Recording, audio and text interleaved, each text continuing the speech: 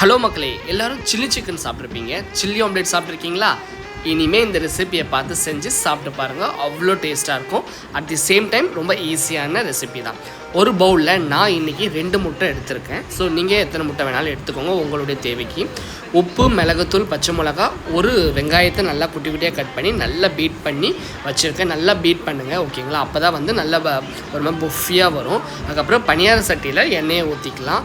எண்ணெயை ஊற்றி அடுப்பு வந்து கொஞ்சம் லோ ஃப்ளேம்லேயே வச்சுட்டு ஸோ எடுத்து வச்சுருக்க அந்த முட்டையை குழிக்கரண்டி எடுத்துக்கோங்க. அப்போ தான் கரெக்டாக வரும். குழிக்கரண்டியில் எல்லாத்துலேயும் ஊற்றிட்டு ஒரு 3 to 4 minutes அப்படி லோ ஃப்ளேம்லேயே வச்சிங்கன்னா அது கீழே எல்லாம் வெந்து வரும். அதுக்கப்புறம் பனியாரத்தை திருப்புற மாதிரி ஒன்றா திருப்பி போட்டுருங்க, ஓகேங்களா? அதை எடுத்து பிளேட்டில் மாற்றி வச்சுட்டு ஒரு பேனில் கொஞ்சமாக எண்ணெய், சின்னதாக கட் பண்ண இஞ்சியும் பூண்டும் நல்லா போட்டு நல்லா ஃப்ரை பண்ணுங்கள். அந்த எண்ணெயில் அந்த இஞ்சியும் பூண்டும் நல்லா ஃப்ரை ஆகணும்.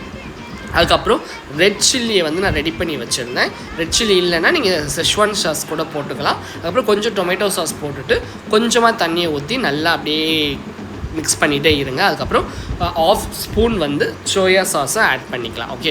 அதுக்கப்புறம் அது நல்லா ட்ரையாக ஆகும்போது நம்ம எடுத்து வச்சுருக்க அந்த பனியாரக்கல்லில் ரெடி பண்ணி வச்சுருந்த முட்டையை உள்ளே போட்டு எல்லாம் அந்த மசாலா ஃபுல்லாக உள்ளே போடுற மாதிரி இது பண்ணிக்கலாம். அதுக்கப்புறம் மேலே வந்து கொஞ்சமாக ஸ்ப்ரிங் ஆனியன் போட்டுக்கலாம். நான் முட்டை பீட் பண்ணும்போது ஸ்ப்ரிங் ஆனியன் கொஞ்சம் போட்டிருந்தேன்.